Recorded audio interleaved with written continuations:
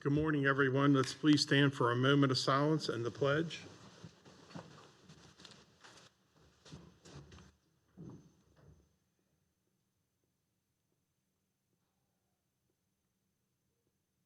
Now the pledge. I pledge allegiance to the flag of the United States of America and to the republic for which it stands, one nation, under God, indivisible, with liberty and justice for all. Good morning, everyone. I'd like to call our June 16th, 2020 meeting to order. We would begin with the approval of minutes from May 26th. Questions, comments, or a motion? Motion to approve the May 26 minutes. Second. Okay, I have a first and a second. All in favor say aye. Aye. Aye, 5-0. Commissioners' reports and comments. Vice President Baker, would you begin? I have nothing to report today, thank you. Commissioner Kiefer, would you, Commissioner comments, please? Just congratulations to all of our graduating seniors here in Washington County. I know this was a trying year, and unfortunately it fell in their graduation year. That disrupted a few things. I was reading a post on social media that if there's maybe a silver lining in all of this, it may be that because students got to spend more time at home with their families having dinner, maybe they realized that you can't do everything through technology and social media, that face-to-face contact really is important. Maybe this could be the generation that helps to turn some craziness happening in our world around, and just a greater appreciation on that human-to-human contact. So hopefully that's a silver lining in this, and it could be this year's 2020 graduating class that gets that started. So congratulations, everyone. Thank you, Wayne. Commissioner Meimelschmidt? I guess I'm going to bring it back up again, but I would like some clarification from our health department and from the and from us as the Board of Health on the social distancing. And I'll read it again. Under the executive order of the governor, it says social distancing. It's strongly recommended that all Marylanders continue following the most current guidance from the CDC and MDH regarding social distancing, including without limitation avoidance of large gatherings in crowded places. And that's what we put on our posters and our social media. The CDC recommends, which again is our EO refers to the CDC, at a minimum to moderate level of community transmission, it is recommended to cancel community-wide mass gatherings, for example, greater than 250 people. The cutoff threshold is at the discretion of the community leadership based upon the current circumstances the community is facing and the nature of the event, or move to smaller groupings. I believe we need to give guidance to our citizens, and if that guidance is you can have as large of a group as you want as long as you abide by social distancing, I'm fine. I just think we need to give that guidance because we've got 4th of July parties, we have weddings, we have funerals, just a Saturday party. Are they allowed to have 100 people? Are they allowed to have 50 people? If somebody rents a pavilion for a reunion at a park, are they allowed to do that?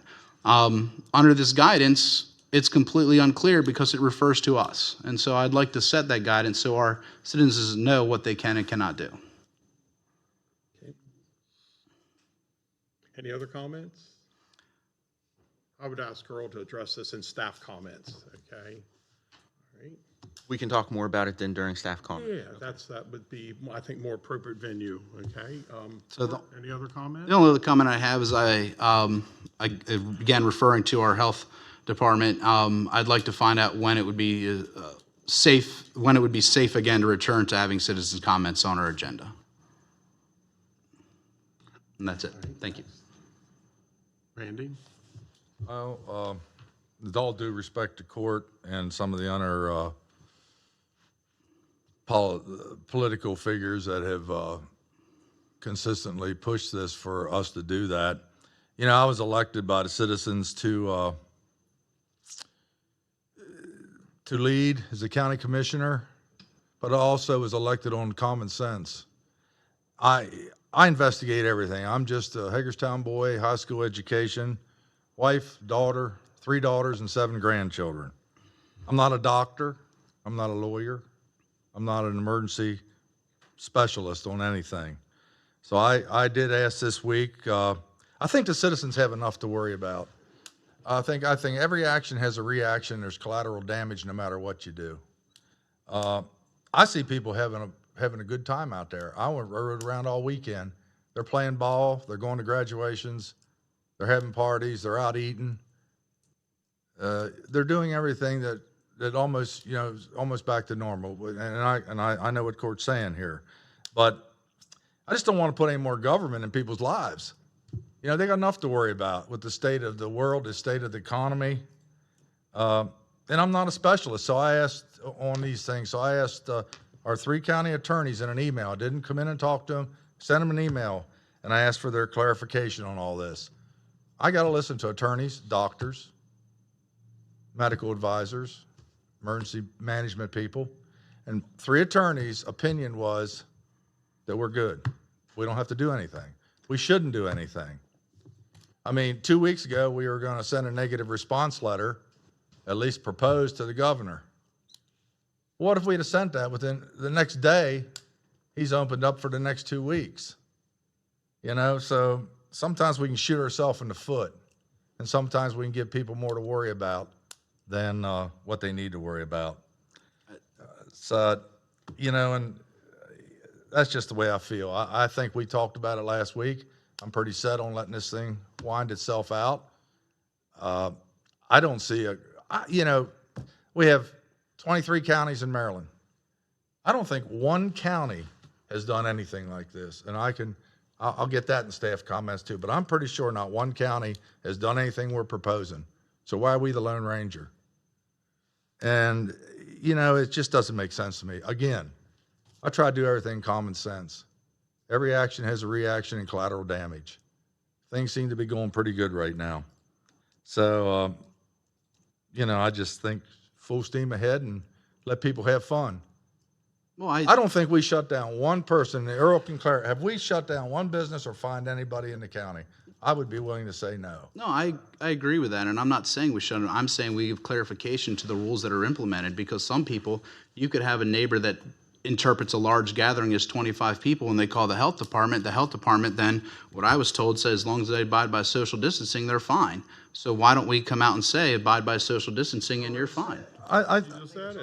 It's not said. If you look at the guidance, that we wrote was exactly what I read, which is referred to. Hang on a minute, Jeff. Comments. Let us get our comment too. Well, I just want to say one more thing. I think some of the things, and we are doing a pretty good job at this, of getting the money for the small businesses. I think last time I checked, we probably had close to $5.5, $6 million left, I would guess, and I bet Susan's going to give a report on that today. I spend some time, and I think all the commissioners have. I've spent some time. It's amazing how many people don't know that money's available. The small business, $10,000, $5,000, $7,000 could help them immensely. So I've called a half a dozen this weekend, and I didn't even know it was available. And then some people don't want to do it for one reason or another. So I think those are the kind of things we should be helping these small businesses who are struggling. When I was a small business, $10,000 would have been like Christmas. Mm-hmm. So, and I've downloaded that. I'm going to try to help people, and I've sent some to Susan. I don't know if they've hit her. I'm sorry about that, Susan, but I said they'll help you if you don't. Some people just don't have the computer skills. So I've sent them to your department. They'll help you, and I hope I did right there. But anyway, that's all I got. Yeah, thank you. And Susan, to no fault of the county, I think a lot of people just haven't been paying attention. I think you've made many outreaches to contact a lot of these people. And I know from listening last week, we've all sent out information. I too going to agree with our county attorneys. We didn't shut you down. I don't know how we can open you up. How do we issue and revoke state licenses? Last thing we need is more government regulations and interference. Then I want to pile on to Mr. Kiefer and thank those graduates. I was watching many of these ceremonies live on Facebook. If you see the paper today, the county was full of positive actions with all these graduations. And perhaps these 2020 graduates 20 years from now think back about all the parades and the historic pandemic that they experienced through, and still had many of the home life experience with their parents. That we had an outside graduation scheduled in 1974. The threat of rain moved us inside. And one of my fondest memories is how hot it was in that gymnasium. So again, thanks to all the commissioners for your comments. We'll now proceed to staff.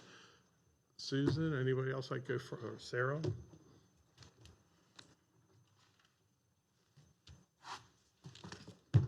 Good morning, Commissioners. Sarah Greaves, Chief Financial Officer.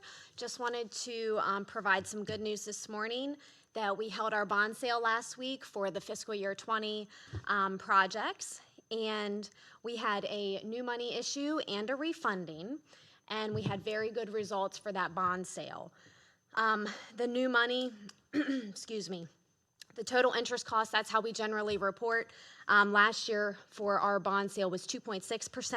This year we obtained 1.9%. In addition, we received a premium, which allowed us to size the bonds down. So instead of actually issuing a principal amount of $15.3 million, we were able to accomplish the same thing with a principal amount of $14.2 million, which is $1.1 million savings in the principal amount. So that was excellent. And then on the refunding side, we received a total interest cost of 0.78%, which saved the county approximately $1.6 million. And has approximately 13% net present value savings. So it was a very successful bond sale. The 1.9, was that Thank you. was that the coupon or was that the average yield because of the premium? The 1.9% was the total interest cost included the average Okay. yield premium. We have a lot of different coupon rates. Okay, That so the get one is the factored average into it. with the premium, outstanding. Yes. Yes, so that's all good news. Hey, thank you. Thank you. Thank you for, Hey, Jeff, can I ask just something so that people hear it? We need a scuba diver for Black Rock. I called the sheriff's department. Little did I know that they haven't had that for 20 years. I guess that dates me back. But we need somebody to check our intake on our ponds out there. So anybody, and I have a couple people working on it, but we're waiting. So if anybody has somebody that can do it, you know, it's about 15, 20 feet. Let us know, or get to Andrew or Kirk or somebody. Don't call me, but because I want to. They'll know more details than I will. So anyway, I wanted to put and lifeguards still at Lifeguards. at the pool. So at Marty Snook. So that's all. I'm sorry. continue with staff reports over here. Anybody?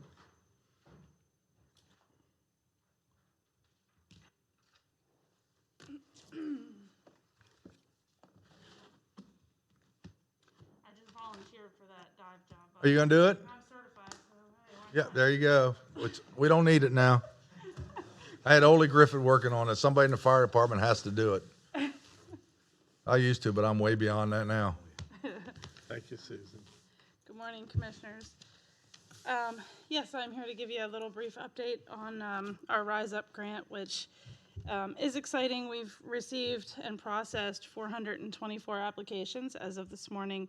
And overnight, since our deadline happened to be midnight last night, we got almost 100 in the inbox this morning when we came in. So that puts us around 425 or 525. And so total of the 424 that have been processed, that requested amount totals just over $4 million. So we have quite a bit left. And to date, we have awarded 111 businesses with a total of just under 1.1 million. So I suspect another 300,000 to 400,000 will go out in awards today by the end of the day. So that puts us just around the 1.5 mark. So yes, it's incredibly important that people continue to apply, and if anyone has any questions or concerns or anything at all, and several of you have sent folks to us, and we will walk them through the process and make sure that they understand what's really necessary for everything. But I also want to just clarify and make sure that everyone is okay with us extending the deadline to at least June 30th at this point.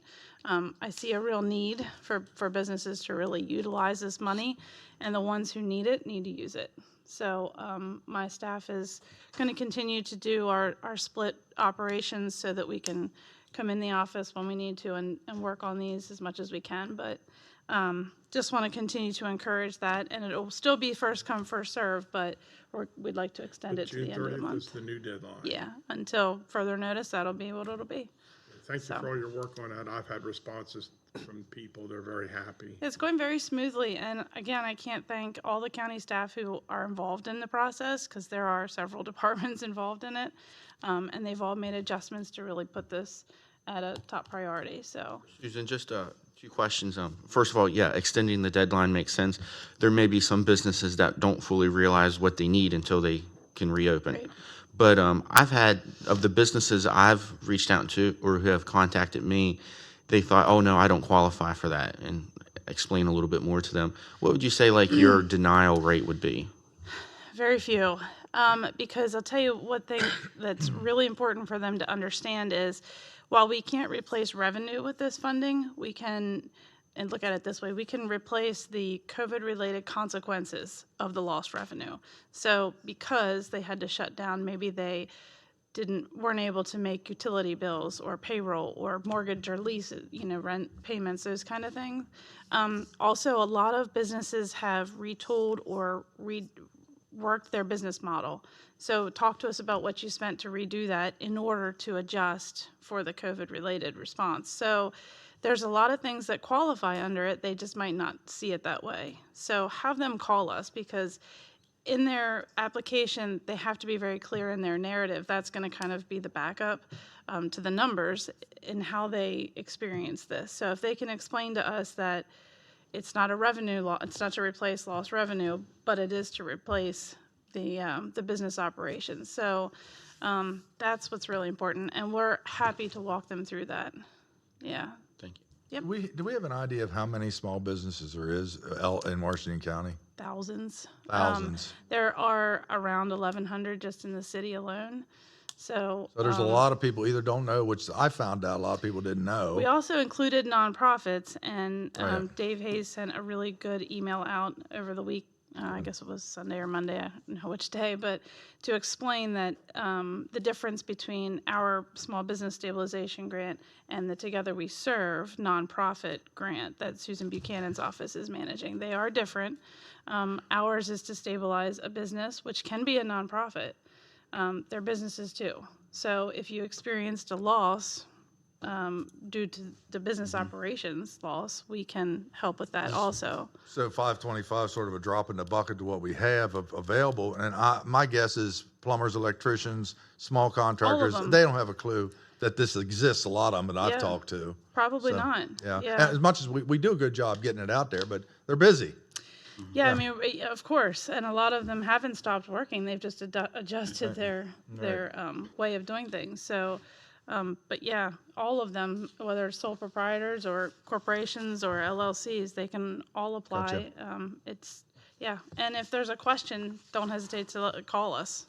Yeah, so, thank you. Thank you very much. Good job. You almost gave me your cell number. That'd been bad, wouldn't it? You can give my work cell.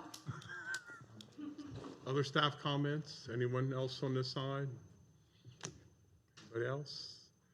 Earl, would you like to go down and add some staff comments? Tom, please, make sure your area is clean. Thank you.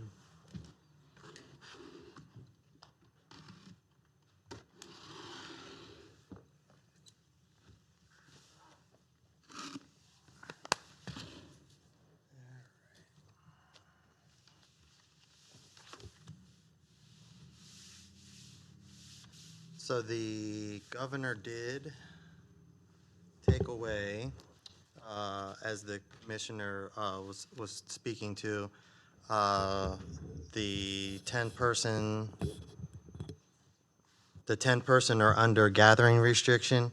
And as the commissioner stated, it is in the executive order strongly recommended that all Marylanders continue following the most current guidance from CDC, MDH regarding social distancing, including without limitation, avoidance of large gatherings in crowded places. However, also within the executive orders that are out, there are many places that have 50% max occupancy.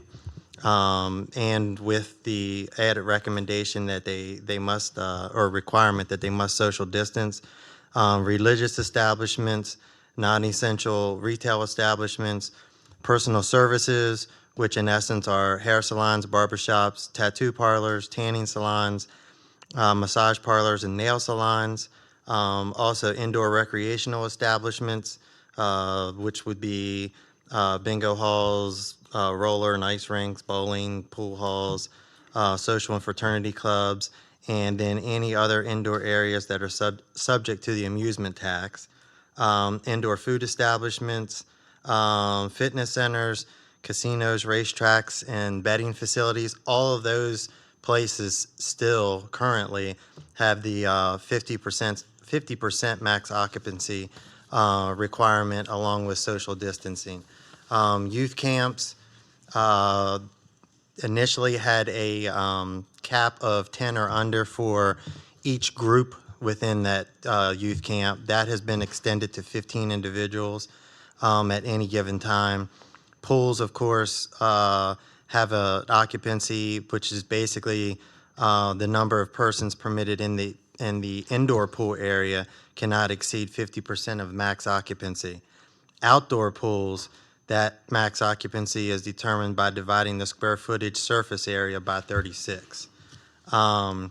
Weddings and funerals, basically events that are held, a wedding or a funeral that's held within a religious establishment is still subject to the 50% max occupancy. Outdoor services obviously are strongly encouraged. Events that are held elsewhere, they would be determined by wherever that event is being held. So in a religious facility, it is the 50%.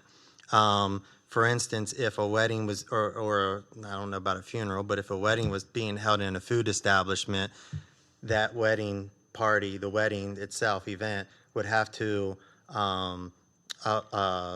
go by the restrictions. If it were indoor, 50% max occupancy.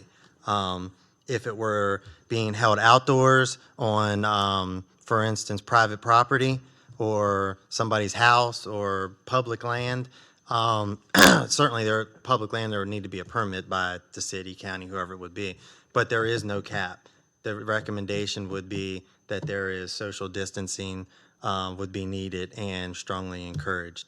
That's exactly what I'm asking for our recommendation to be, is to put out there to say that there is no cap if you're outside and on abiding by social distancing. And I would say that tagged on to that, it's not necessarily just outside. It's if you're in a public space that doesn't have any other restrictions on it. That's exactly what I'm asking for. So just real quickly, again, as we just spoke about, social gatherings in public spaces don't have capacity limits. They're just to follow social distancing and CDC MDH guidelines. Obviously, as part of those guidelines, individuals who are sick or who feel as though they may have been or know that they may have been exposed to someone who is COVID positive shouldn't attend. Large mass gatherings with spectators are not permitted. Adult and youth sports are permitted, but with no spectators. However, parents can go, and I mean, it's not like parents have to sit in the car. It's okay for parents to also, be at those events that their children are having. One last thing, this doesn't fall under this, but facial coverings are still required. I think a lot of people out there, are under the misnomer that facial coverings aren't still required, but they are still required in retail establishments, food service establishments, public transportation, personal services, youth camps, swimming pools, obviously when possible, and at sporting events when possible. And the youth camps that actually, they're not required at all times. Right. I want to make sure that's clear. Oh, no, Because there's a right, lot of right. camps out there, they're not required at all times at the camps. That's a good clarification. Sorry for that. So are you talking about outdoor? Yeah, outdoor camps, if they're in a large gathering, but if they're during the regular activities, they're they're fine. You know, if they're running around, we don't want a kid with a mask running around wearing a Right. mask, so. Correct. Any other questions for So Earl? what my thing is exactly what Earl said, is I think the social gathering needs clarification because, and even if we just say, because where it does say it's strongly recommended, it doesn't say that it's required, but I think we need to come out and tell people what the CDC guidelines is, and the CDC guidelines falls on us, and if Earl is saying that it's safe, as long as you want a large gathering out that is outside, as long as you abide by social distancing, that's all that I'm asking, is we come out and say Did that. you just say that's permitted? So why would we want to come out and say it's already permitted when it's already permitted? That's what I'm asking. It's already permitted. Really, all we need to do is. Stay out of it. No, Correct. no, because let's, All we need to do is get something on our website, get something into the newspaper. We can do that's that. all that I'm asking, because the way that it's stated right now, and Earl, I'm not picking you when I say this, is the way it's stated right now. If we don't come out and say something, let's say Earl gets sick, somebody else comes up and says, you know what? It's 100 people.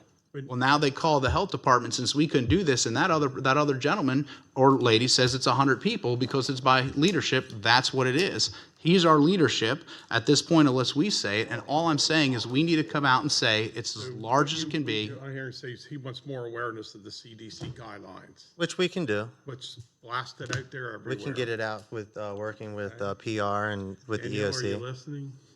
Yes. Because we have a lot of 4th of July parties, and we have neighbors that don't know what's going on, and I want to let them know, you can do what you want. We're having 4th of July parties in my neighborhood because the fireworks display was going on. All right, commissioners, any more comments, questions? No. Thank you. So I have a question. Large events with spectators outdoor are not allowed, presumably like a sporting event. Correct. But that's outside. And we're allowing large venues inside to take place with 50% max occupancy. As the health official in Washington County, based on your knowledge, or isn't that a little misguided? Isn't it odd that we can assemble indoors, but wouldn't it be safer outdoors even? But Wayne, all he's doing is following the state guidelines. No, why can't, but do we have, He's not the rule no, maker. no, I understand. Do we have discretion for outdoor activities, large events with spectators, social distancing? Can that take place? That, An outdoor event? I mean, I think what you're venturing into now is local control. And again, the stance from the two people sitting here is we can't condone that. We have to go by what the order says. locally, you can be more restrictive. You can't No, be I more, you understand can't be that. more lenient. Okay. So if they were to put up a tent and gather under a tent, that would be considered indoors? So you could have 50% occupancy What would under it a be? tent? What would it be for, though? I don't know. Just asking. If under a somebody tent. went to a park and put up a tent, in theory, they Is could that put indoors? that. No, Okay. they would just be under a tent in a public. Yeah, I Public noticed space. a lot of that over the weekend at the softball Yeah. events. People had their own little tents up and Yeah, sectioned off. Now, again, we would strongly encourage people to social distance, and keep in mind that social distancing for individuals is different. If you have a family who is together all the time, obviously, even within the church, they wouldn't necessarily need to abide by the 6-foot rule. But if they were not of the same family or within the same family, then you would encourage individuals to maintain that 6 feet or more. But if somebody put a tent up in a public place, like at a park, that wouldn't be considered indoors. Okay. All right, thank you, gentlemen. That's only for restaurants. You're wrong. It's okay, Terry. Mr. Downey, do you have any staff comments? No, I'll just reiterate, again, the question that was asked, which is, is there anything for the county to do at this point? And my position continues to be that the county hadn't taken any action to place any restrictions on any businesses, and the county doesn't really need to take any action to lift restrictions that it never placed, so. Beyond that, I think we're moving You're forward. saying we didn't open them, we can't close them.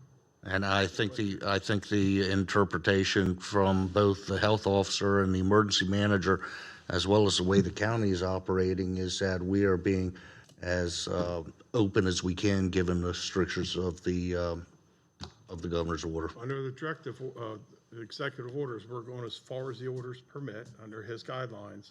The only control we might have is to be less restrictive. I think Baltimore City's only at phase 1, or so they have the ability to be more restrictive, but not more lenient. Right?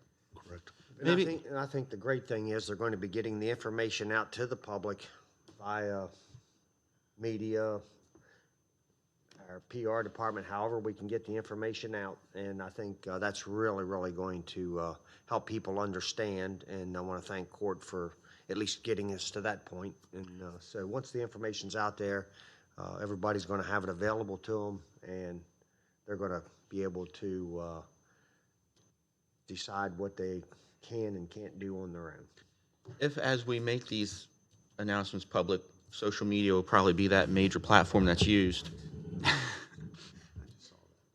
I've had some people comment to me, not political figures, people are reaching out to me with concerns, and I think there might be some misinterpretation that because when we post the guidelines on social media, it has the county logo on it. Those are the county guidelines.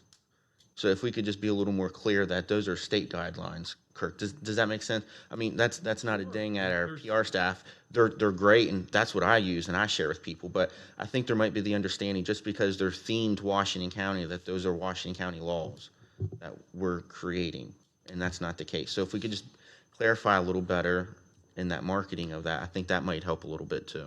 Okay. Good comment. Thank you, everybody. We now will go to our, excuse me, Krista, do you have any? No. Thank you. Almost forgot you. Thank you. Next agenda item, FY21 School-Based Health Center Grant. You may want to wipe down, please. Thank you.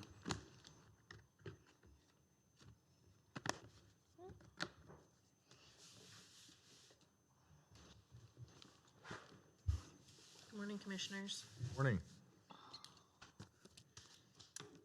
Allison Hartshorn, Grant Manager, Office of Grant Management. This morning, I'm requesting the approval of the submission of the grant application for the FY21 School-Based Health Center Grant Program to the Maryland State Department of Education for the amount of $200,384 and accept the award funding. The Washington County Office of Grant Management, on behalf of the direction of the local management board, is seeking approval to submit the application to the Maryland State Department of Education requesting funding for the school-based health centers in Washington County. Currently, there are 2 school-based health centers in Washington County, which are located at South Hagerstown High School and Western Heights Middle School. The centers provide exams, prescriptions, immunizations, nutritional assessments, lab work, and assist in the management of chronic conditions such as asthma and diabetes, and etc. Meritus Health is the vendor for this contract to provide the services. Funding in the amount of $10,019 is awarded to the county for administrative support. Are there any questions? Just a quick question here. Sure. It says that for the submission of grant of $200,384, and then, but so the county's only paying the additional, the county provides $10,019 for county administrative expenses. that. So we get that back. Out of that 200. So the school board / hospital is basically getting 190. Right. Okay, that's what. You're asking to apply and To to apply accept. and accept the funding. Commissioners, Make the motion to approve the submission of the grant. there's a first and a second. All in favor, say aye. Aye. Thank you very much. Thank you. Next, public hearing application for zoning map amendment. I think, Oops, I'm sorry, I crossed off. Agriculture preservation easement, excuse me.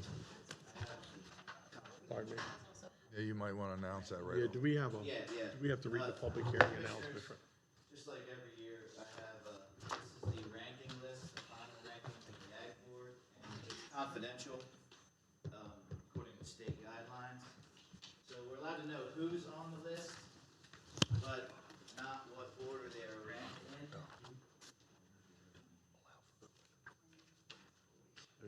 Okay, but do I need to read any of that? Okay. What we're going to do is allow the record to remain open for a week for any comments. You just said no, not necessary. For what, this? You should announce the public hearing, but you don't necessarily need to read that. Okay, gotcha. Okay. All right, just announce this as a public hearing for the reasons stated. Following this presentation, we'll allow the record to be remained open for a week for comment.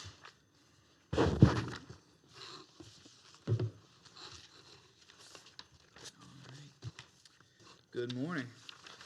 Good morning. So this is for the fiscal year 2021 Maryland Agricultural Land Preservation Program easement applications.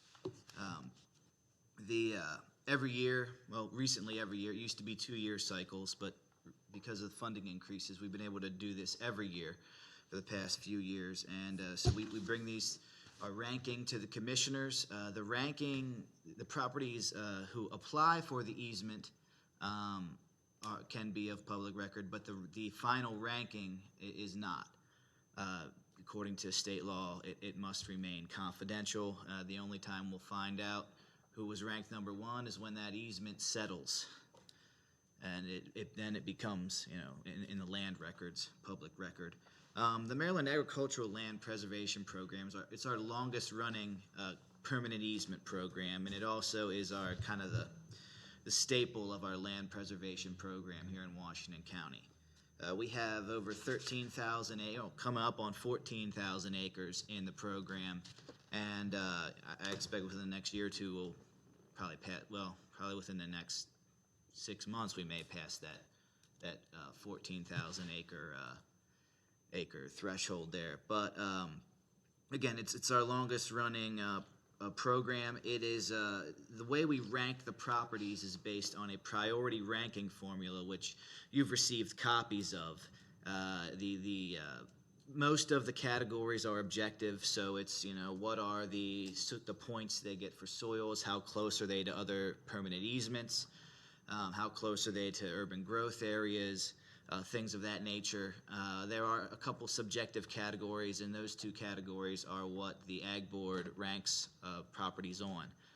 They have a lot to do with if the farm is owner-operated, the intensity of use. Some of those things can be subjective, and that's why we have the Ag Board in place to make those determinations.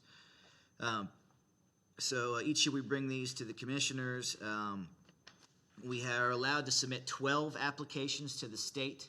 So you can see we've got 24 applicants on the list. We take our top 12 and send them down to the state. The state will then perform two appraisals on each property to come up with a basic fair market value. Generally, the state caps the easement value at 75% of the fair market value of the appraisal. So that ends up being your easement value, and each property, of course, will have a different easement value based on number of lot rights, things like that, that go into the calculation of the appraisals.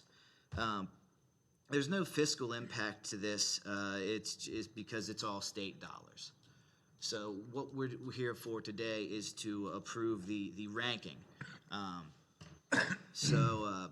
With that said, our recommended motion would be to approve the priority ranking of these ag land easement applications and forward the top 12 applications down to the Maryland Agricultural Land Preservation Foundation. Do we have any questions? Just for commissioners' information, they're asking us to approve something that you probably don't know about how the process done. I am on that board and I do attend the meetings. And the farmers or the property owners that are on that board put a lot of thought into it. To me, it seems like a fair system of how this particular paper was done. I mean, you can see some of the scores are pretty close. So I'd motion to approve it. It's a My only question is how, Oh, 12, 13, and 14, I mean, the point totals are that close. There have been, rankings that are change by the thousandths of the point, one way or the other. 1 point can flip-flop a few Just for the properties. record, we have a motion. Can we get a second? We don't do a motion, do we? It's a public hearing, right? It's a public hearing. That's correct. Well, Terry, I think there's only gonna be a couple that get any money anyway, right? Yeah, and especially if you look at the acreage of the top 2 properties on there, I can really maybe see us getting 2 easements next year. And of the top 2 properties, one of them is gonna have to wait till next year. Because I expect that the amount of funding we get will only be enough to preserve that top property and then maybe a smaller property further down the list. We leave the meeting open. Talking properties of that size, is it based on per acre? Well, right, they'll be, the appraisal is based on per acre, so they each have their own individual appraised value, per acre value. And then, when they, but generally, it's within a pretty similar range. So you're talking about per acre, the more acres you have, the more money it eats up. So, something like FY19, we got 4 easements, but I'm thinking maybe 2 What for percentage of the FY20. appraised price could the owners of the farms possibly receive? Well, first, we'll keep in mind that the appraised value is based solely on the land itself, so it doesn't factor in dwellings or buildings or anything, and they will get capped at 75% of the fair market value that is appraised on that land. So, the reason being is that the Maryland Ag Land Preservation Foundation basically said, if we're going to give these properties the full fair market value, we might as well just buy the farms ourselves and hold them, have the title held by the state. So they cap it at 75%, and that's going to be what these easements get, 75% of the fair market value. So, Mr. Downey, correct me, the public hearing will be open for 1 week for comment, correct? Yeah, I think if anybody wants to submit comments, they should do so either by mail, phone, email, to the county clerk. They should be submitted by the close of business on next Monday, 22nd. All right, thank you. Okay. Chris, I have one question if Yes. I can. On the different categories that were ranked against, you had briefly mentioned subjective activity, but it doesn't look like any of these 24 farms were graded on subjective activity. What would be an example of that? There are 2 categories on the ranking sheet if you look at it. One is called, one is called economic viability, and then one is called ag miscellaneous. Those are the 2 subjective categories that the ag board, they make the judgment on what the points are for those categories. The other categories are objective. I have that already in place when I go into the ag board meeting, because you know what the soils points are going to be because you pull it off the lease of soils capability and yield potential. You know what the density potential is. You know if they were a previous applicant. You know their proximity to other permanent easements. You know if they're inside the priority preservation area. All these categories, we don't need the ag board to decide because it's set in stone. It can't be changed. But the subjective categories like economic viability. I was looking at number 10. That's subdivision activity actually. Subdivision activity, okay. And that hasn't had any points in it for several years. Basically since the septic bill went into place in 2012, it lowered the ability to subdivide in the rural area by such an extent that no points could be received in that category. Those other 2 categories, they are, they're based on the intensity of operation. And that's why we try to get ag board members that are from different parts of the county, because, someone from Clear Spring is going to be familiar with the area around Clear Spring. Somebody from Smithsburg or Ringgold is going to be familiar with farms around there. And, it helps to have some familiarity with the operations going on in those portions of the county to be able to dictate who has an intensively farmed operation, who has water availability. Are they the owner-operator? Do they have any best management practices on the farm? And what's interesting is I found is every one of those on the ag board know every one of these farms. They've farmed them, they've walked on them, they've hunted on them, they know them all. you know, and that's, as I found fairly interesting. It's a small community for as big as it is. Yeah, well, I mean, that's the the reason why we try to have the ag board have members from different parts of the county. It just, generally, if you're involved in agriculture in a certain part of the county, you know about all of the other farms that are around. Do you want these back? You can keep them, just for your record, but they cannot be dispersed. Want our names on them? Yep. I mean, if you don't. You can take it back. Okay. Yeah. Yeah, take them back. All right. Any other questions for me before I? Thank All you. right. Thank you. And I'll be back next Tuesday, correct? Correct. So it would be the following.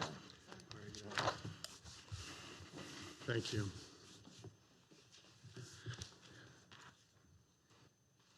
Next up, public hearing application for zoning map amendment RZ-19-007.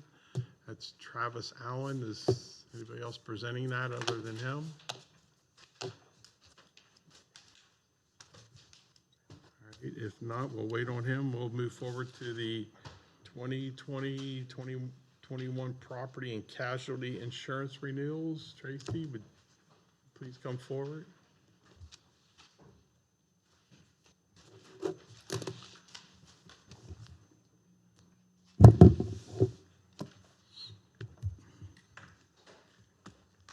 Good morning, Commissioners. Tracy McCammon, Risk Management Coordinator. Anthony Davis with Aon is also going to be joining us by phone. So I don't know if he is on the line yet.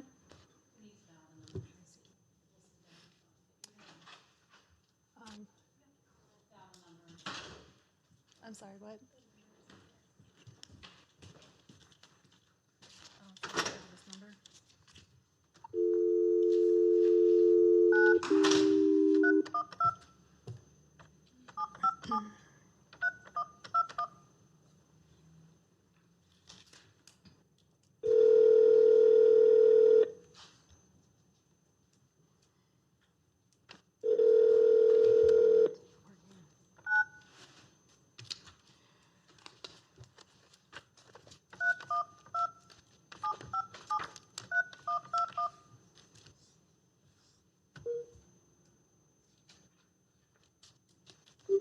Please enter your access code.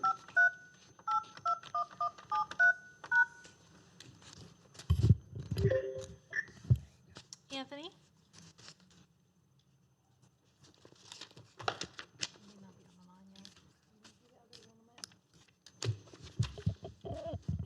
Anthony? Hello? You're not on the line yet, Stacy. Oh, okay, Patty, thank you. Yeah, I just got one, so I'm assuming he'll be getting on shortly. Okay, do you want me to go ahead and proceed? All right, so we're here to present the 2020-2021 property and casualty insurance renewal. Recommended motion is move to renew the liability policies with Travelers Insurance Company, the property and equipment policies with Local Government Insurance Trust, and the airport liability policy with Global Aerospace.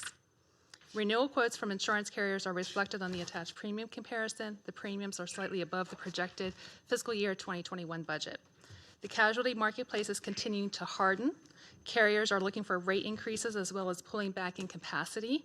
Large fleet programs with losses are seeing the largest rate increase, and many are receiving non-renewal notices.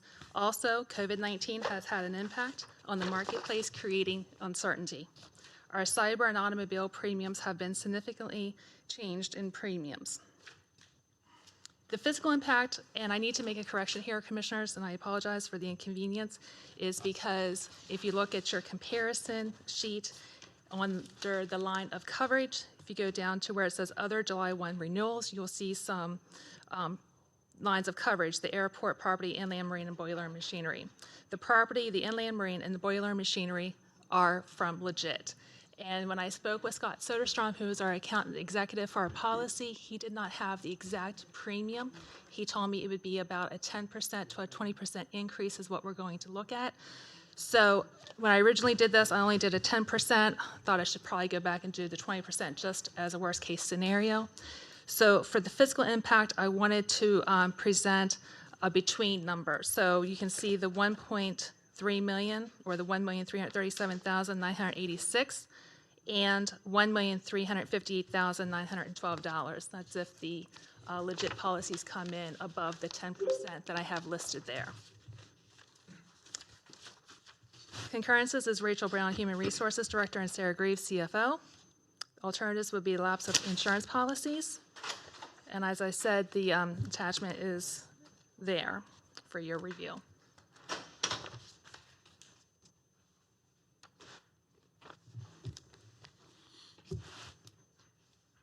Any questions? Commissioners, any questions?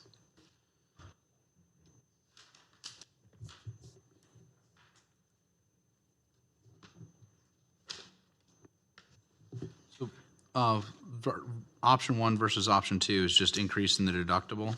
Right, I did put that on there just so that you could see that what we could do to lower the premiums. You can see that our major increases are the cyber. There's not much we can do about that. That's affected by the market as a whole. But in our auto is the other one. It's broken up by 2 lines, the liability and the physical damage. In the physical damage, if we put a deductible on it, currently our deductible is $1,000. If we increase that to $2,500, our premium would go down to $79,097. Sarah and I sat down and we did a comparison if we were to increase the deductible. On average, there's about 20 claims per year that fall under the physical damage line. And if you do the math and you take the deductible and the premium, the $79,097, the total cost of those 20 claims would be about $129,000. If we keep the deductible at the $1,000 and pay the premium of $97,020, the total cost of those 20 claims would be about $117,000. The only other thing that you would need to consider is some of those claims, and I can't give you really what number out of that 20 would be at fault, but for those that were not at fault, we would be able to subrogate the claim and get our deductible reimbursed to us. So we average about 20 claims a year for the... About that for physical damage, yes. Maybe driver training or something. You know? Yes. How many Maybe- claims total off this policy you're proposing, you think, a year? For which line? The total, everything. How many? Total? I would probably say maybe 40, 50 claims a year in total for all lines.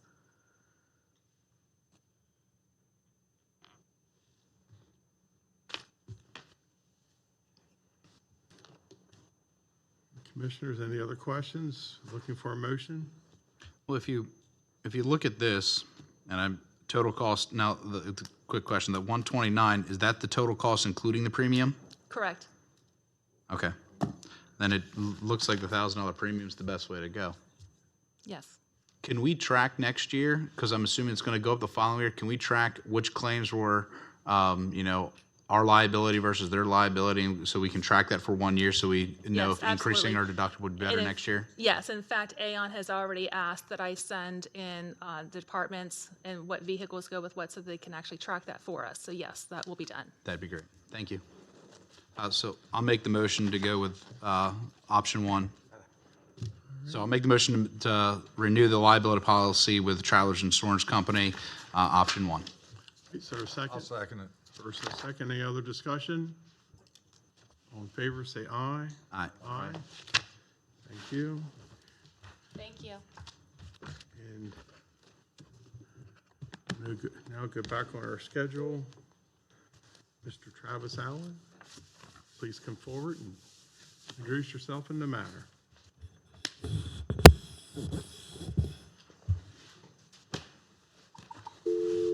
Should I take my mask off? You can speak without your mask, and if you feel comfortable, you can wipe your area as well, Okay. as long as you're comfortable. Okay. Travis Allen, I'm a comprehensive planner with the Department of Planning and Zoning. What we have is a piecemeal rezoning map amendment, RZ 19-007. The applicant in this case is Walls LLC. The original owner of this property was David and Elizabeth Miller. I believe that it has been completely sold at this point to Mount Tabor Builders, so I think they're the actual owner now. The property is located on the north side of National Pike, a quarter mile east of Spickler Road at 14624 National Pike. The acreage of the parcel to be rezoned is .88 acres. It would then tie into two other parcels which already have the rural business floating zone overlay totaling 2.17 acres. Existing zoning of the property is agricultural rural, and they're asking to put the rural business floating zone on this existing property. The purpose of the rural business zoning district is to permit the continuation and development of businesses that support the agricultural industry and farming community, serve the needs of rural residents, provide for recreation and tourism opportunities, and to establish locations for businesses and facilities not otherwise permitted in the rural areas of the county. It's established as a floating zone, which may be located on any parcel in an ag, environmental conservation, preservation, or rural village zoning district.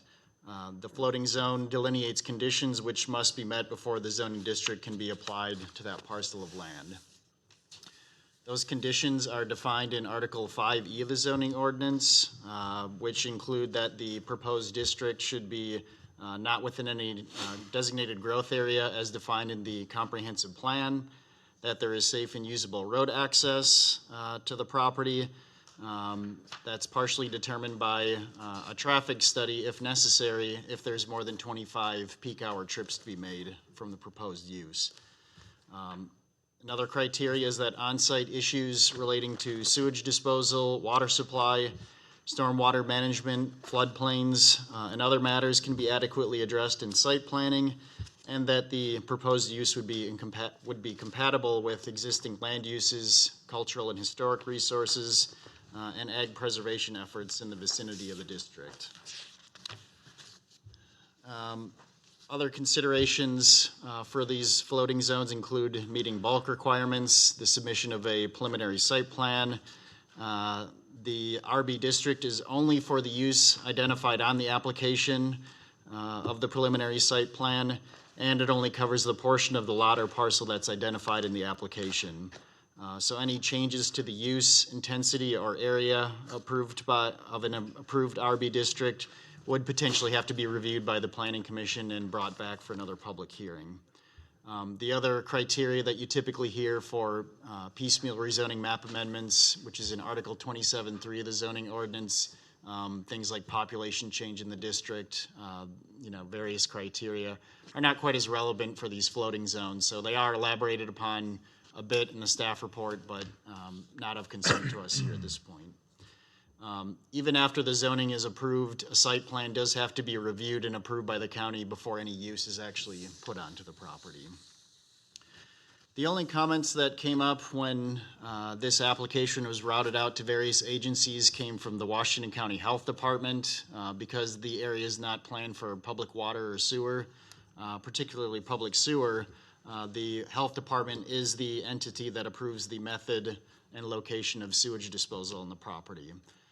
At that time, they stated that the septic reserve area had been compromised and that any expansion of the business or change in land use would require that to be addressed. It's my memory from the Planning Commission meeting that they had already addressed that with the Health Department at the time. I don't know if anything has changed in the time since then, but that was really the only agency comment that brought up any level of concern with what they were proposing here. Concluding my remarks, we don't feel that there's any issues with this site that can't be addressed in site planning.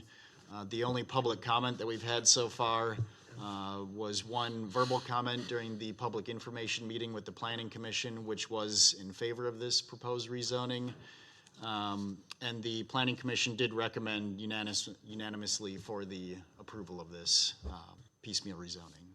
Mr. Downey, would you add some comments? Yeah, Travis, when this public hearing was advertised, the notice stated that if anybody wished to participate, they could contact us by, let you know, and participate either via Zoom or to submit comments or testimony to you directly.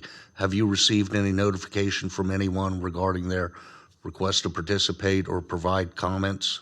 We have not, that I'm aware of. Again, the only one that happened during the public information meeting was a verbal comment, and I haven't received or been made aware by other members of my department that other comments were forthcoming. And Krista, you haven't received any. Commissioners, you may want to leave the record open for a week. Again, generally at these things, you have the public hearing, and then we come back and have a consensus as to where the commissioners would like to go so that we can prepare the appropriate paperwork. But if you want to leave the record open for a week, anyone who has seen the meeting and seen Travis's presentation and wishes to comment would certainly be able to do so. We'd ask that any comments be received by the close of business on Monday, the 22nd. Commissioners, I'm okay with that, leaving it for a week. Thank you, Travis.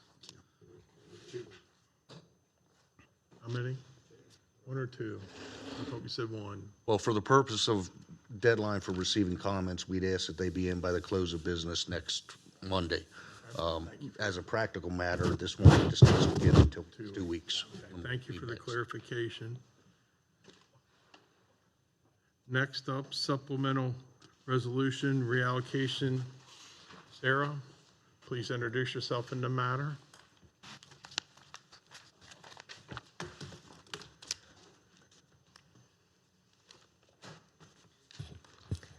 Good morning, Commissioners. Sarah Greaves, Chief Financial Officer, here to present to you the supplemental resolution reallocating a portion of proceeds of the public improvement bonds of 2016. The recommended motion today is to approve the resolution authorizing the reallocation of $316,000 in proceeds from the public improvement bonds of 2016 from the project Konica Wastewater Treatment Plant to a project capacity management project.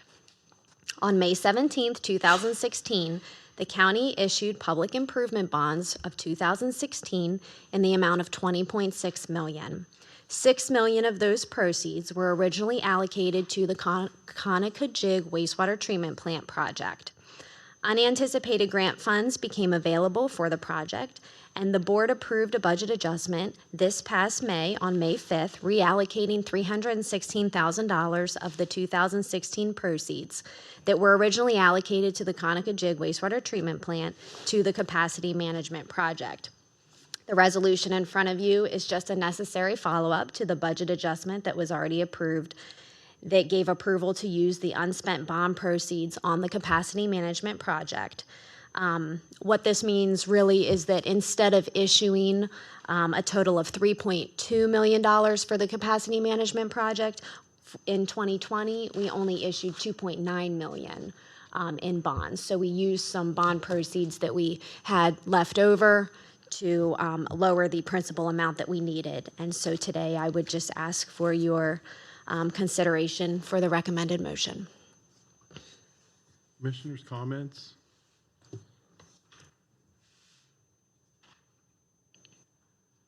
Make a motion to approve the resolution authorizing the reallocation.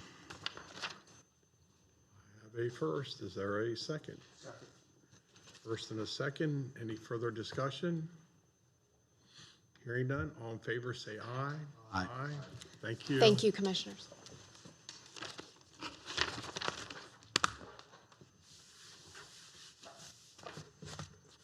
Next up, Project Open Space.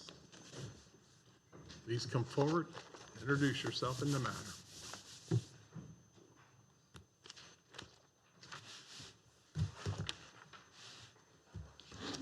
Morning, Commissioners. Andrew Eshelman, Director of Public Works, here before you to present and seek a recommended motion for the approval of the FY21 Program Open Space project list as presented and was recommended by the Washington County Recreation and Parks Advisory Board. As per POS guidelines, each year the Board of County Commissioners is required to adopt the annual POS program. In the fall, requests are sent out to the various municipalities, Board of Education, Hagerstown Community College, as well as the county to submit projects for consideration for inclusion in the annual POS program. Based upon anticipated funds available, a program is developed that gives consideration to the priority ranking of the project given by its sponsor. The Recreation and Parks Advisory Board voted unanimously at its June 4th meeting to recommend the proposed schedule to the commissioners for adoption. After adoption by the county commissioners, notifications then provided to the sponsors as to which projects have been included in the program along with their approval letters. This then allows the sponsors to apply for funding after July 1st. A bit of budget background information. The proposed FY21 state budget anticipated $1,118,000 of POS funds for Washington County. However, due to COVID-19, receipt of our final allocation letter was delayed about a month beyond when it's typically received, and the funding was reduced. So rather than the $1.118 million, we are scheduled to receive $937,071. The difference there is pending payback at a future date. So basically what they've done is said you're scheduled to receive this amount of money, but we're only going to allocate a lesser amount, and you'll get an IOU at a later date, and that's tied to a House bill. So our amount that we have is the $937,071, and of that, at least 25% of the funds must be for parkland acquisition projects. Those projects are eligible for 100% POS reimbursement, while the development projects require at least a minimum 10% local funding match. And as of May 6th, the county had an unencumbered POS balance of about $1.1 million. There is a schedule attached of the projects anticipated and recommended to be funded, as well as a second sheet that shows all of the applications that were received, as well as supplemental maps for the projects. So if there's any questions I can answer about the projects on this list, I'll be happy to do so. Yeah, I have a question. More of a positive comment. The commissioners have supported the BMX with hotel motel money, and now we're going to support it with $340-some thousand. I think that's a great commitment in recognition of the importance of that project to Washington County and to Hagerstown. And to our partners in Hagerstown, it's quite of a commitment of $599,000 for projects. Is that accurate? To clarify, the BMX track improvements, you're correct. They did come in here and seek hotel, or was it hotel motel? Yeah. So the total project cost is anticipated to be $340,000. So that's the total amount.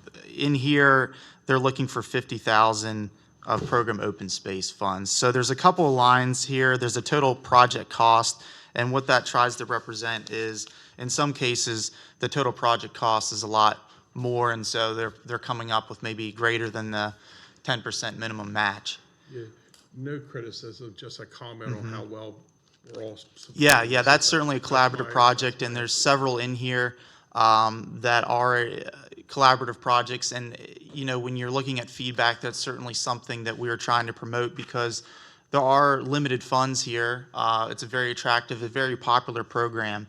And certainly we can't fund every project. So we strongly encourage applicants to look at other funding sources, and that's one that they are looking at a partnership with a lot of different stakeholders.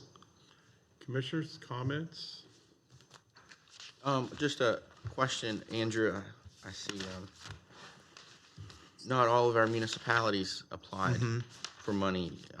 I know that's not unusual, but just quite a few didn't. They didn't have projects this year they were planning or budgeting for, or any reason why they didn't? It's kind of a case by case. You know, there's some that do apply every year without, some of it's in the planning stages, and so it's kind of tough because some of the smaller municipalities may only have several parks, so it's not like they would get funded every year. So for example, you know, I know Williamsport, they're in the planning stages of a rather large project. So they may not be on here this year, but possibly next year or the following year it would be a larger proposal. Some of the smaller municipalities, Sharpsburg, Keedysville, Clear Spring, it is intermittent as to when they submit projects and how large they are. So they all receive the invitation, they all get follow-up, and I do have some conversations with the different town managers to make them aware that this potential is out there. So it is kind of a case-by-case basis as far as what they're planning. And in some cases, even the 10% match can be a big amount for some of the smaller municipalities to come up with. Okay, there's a motion to approve the project, or excuse me, there's a recommended motion to approve. First motion on it. Questions? Make a motion to approve the annual fiscal year 2021 program open space project list. Second. As presented. First and a second, any other discussion? All in favor, say aye. Aye. Thank you for the Thank you. committee and everybody's hard work on that list. Thank you. Next up.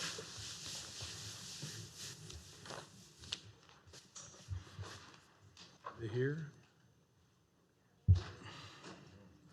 He's anywhere. Dave Hayes, we're waiting on. Okay, we're a little early. Seeing Dave Hayes is not in the building, may we take a brief recess? Or did you want to present? You're presenting it for Dave? He's next. No, he's got the sole source procurement. Oh, okay, sure, I'm sorry, beg my pardon. 11:35, early. Thank you, Rick. Thank you, gentlemen, for pointing that out. There they're coming.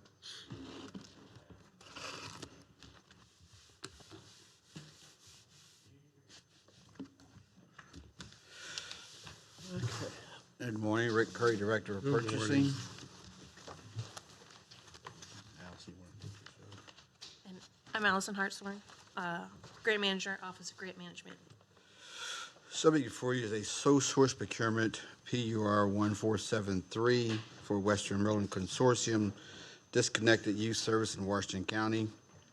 Motion to approve a sole source procurement to Western Maryland Consortium in an amount of $67,687 for enhancement to the existing program offered to disconnected youth, contingent upon approval of funding award from the Maryland Governor's Office of Children and as approved by the Washington County Local Management Board at its meeting on Friday, January 17th, 2020.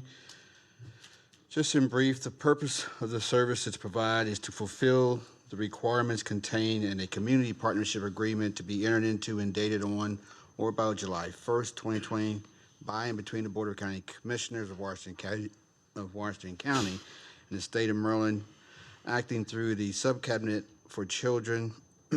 Technically, it is a one-year program to begin July 1st with an option for 2 consecutive one-year periods through fiscal year 2023. And the intent of the Management Board, supported by the contract with the Governor's Office of Children's Support Operations for Western Maryland Consortium. And also, you can see a brief description of what the program offers as far as services to the youth. And the Office of Grant Management wishes to apply Section 1-106.2A1 to the Code of Local Public Laws of Washington County, where only one source exists that meets the county's requirements. This request requires 4 of the 5 commissioners in order to proceed, and if it is approved, not more than 10 days after execution and approval of the contract under this section, the procurement agency shall publish a notice in the award in a local newspaper. An appropriate record will be kept on file for review. And to see all the fiscal impact, there is no county funds required for this program, and we have concurrences from the local Board of Management. That concludes my recommendation for PUR 1473.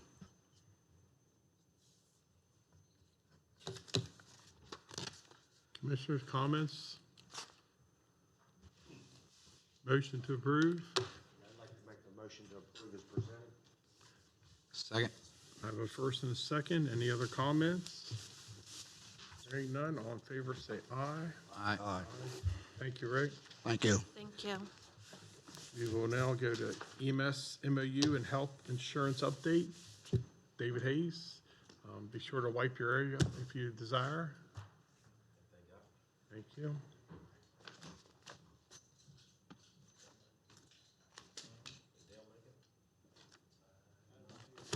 Please introduce your guest, as if we don't know him already. Good morning, Commissioners. This Good morning. is Robert Buck, Assistant Chief Community Rescue Service. And of course, I'm David Hayes, Director of Emergency Services. We're here today to bring back what is a temporary, it's a temporary final plan relative to the usage of the $1 million money that is in the FY21 budget for EMS, more specifically related to the use towards providing or stabilizing health insurance for the corporation volunteer employees. So the recommendation that we're going to bring forward is a motion to approve the proposal to begin reimbursing the EMS companies full-time health insurance costs under the existing plans, with this reimbursement being discontinued once the county has purchased healthcare plans for the companies to opt into. The DES and the WCVFRA ALS Subsidy Work Group continue to meet, working to finalize a plan that will actionize the expense of the $1 million that is allocated in FY21 for EMS. The intended use of the new EMS funding has been to further improve the ability of the EMS corporations in providing consistent benefits to all of their full-time EMS field providers. Specific to this discussion, health. At a recent meeting held on June 1st, 2020, the ALS Subsidy Group voted to endorse a plan that requests the county to purchase health care plans utilizing the newly budgeted $1 million of EMS funding. Each EMS company will be eligible to participate in the county purchase health plan if desired. There are no requirements that a county must participate in a county purchase plan. Any EMS company would have the option to purchase a health care plan using their own funding if desired. While additional evaluation of the county's ability to purchase health insurance plans is completed, it is intent that the county will begin reimbursing EMS companies for their current cost for health insurance for its full-time employees. This reimbursement will begin on July 1st, 2020, and will remain in place until such time the county purchased health care plans can be secured and implemented.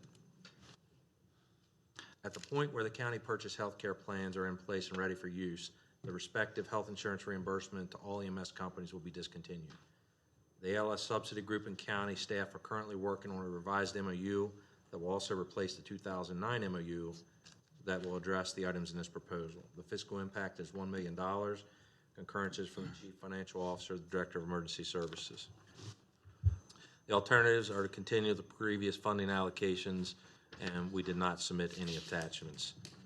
So I'll let the President and Assistant Chief have conversation here in just a second, but the proposed purchase of health care plans on behalf of the county, at least the way they're currently structured and the estimates we have, would come in just short of the entire $1 million package. The reimbursements at their current rates now are just above $600,000. So if we were to come in a little heavier than $1 million once we got through the process, the savings that we would have for the next couple months while we continue to evaluate this would be covered and give us enough funding in the current budget to implement that. Where we're at and why we can't actually implement that today, and Kirk may want to weigh in on this, is we're trying to make sure that we don't cross over that joint employer line. That was one of the issues with wages. That could also happen if we did this with healthcare benefits. We have consulted with Eric Patel, the county's labor attorney, and I think Barry Downey, who is the other attorney that specializes in ERISA compliance and is what HR had brought forth to make sure that we weren't in any ERISA issues. So that's where we are. I'll let the other two speak, and then we'll open for questions. In a nutshell, understanding that it's going to take several months potentially for the commissioners to get to a point that they put a health insurance plan through the steps, paces, through the bid process. We wanted to actionize the funding that was there and start seeing the benefits of that with the companies as soon as possible. All of us already have health insurance plans in place for our full-time staff. So the reimbursement of that existing insurance plans gives us the abilities to stabilize some of our staffing positions while the process is completed by the commissioners' work group to get a unified singular type health insurance plan that the corporations would then enroll into. Understanding again that that would take 3 or 4 months, we didn't want to wait that 3 or 4 months to actionize anything with the funding. We wanted to get started with that now, stabilize the staffing. Coming out of COVID-19, our revenue is down in some cases fairly significantly. We were down 32% in call volume for the month of April. We still continue to be down 28% in call volume for May, which turns into significant amounts of monies. So the intent was to actionize the funds that are available as soon as we could to get a plan, work the group. I know there's been some different opinions on what direction we were going to go with health insurance, but this still gives us time to work through those difficulties or challenges while we actionize the money and get the staffing stabilized currently. Is there any of the current health plans that I would say would be better than the plan that we are currently looking at doing? What we had attempted to do prior was find a comparable plan to if the corporate employees had been moved to county employment. Yeah, no, what I'm saying is the current plan that we'd be reimbursing, is there any of the current plans that we'd be reimbursing under this plan better than what you guys are looking at under the policy? Not that I'm aware of. Don't believe so. So that would be my only concern. I wouldn't want to reimburse somebody a better plan than what we're looking at doing, 3 months down the road. Right. At 100%. Yeah, when we went to one of the brokers and looked and investigated plans initially, and the one plan that we came up with, the plan that we had selected then was a better plan than any one of the 8 current companies have. Perfect. That's... Yeah, smaller deductibles, co-pays, a better plan than what any of the existing plans are. The one thing that is unfortunate is we found as we've moved through these processes, we're not able to move in a direction that put quite as much control as we had hoped to put into some of these. But this, if we can actionize the healthcare plan and the county actually purchases it, at the point that happens, at least in a secondary world, does put some level of control at the group of commissioners relative to budgeting and the types of plans that are out there. Now, again, the company doesn't have to participate, and that's okay. But it's likely that most companies would choose to participate because there's a financial savings that is enjoyed as a result of this program coming forward.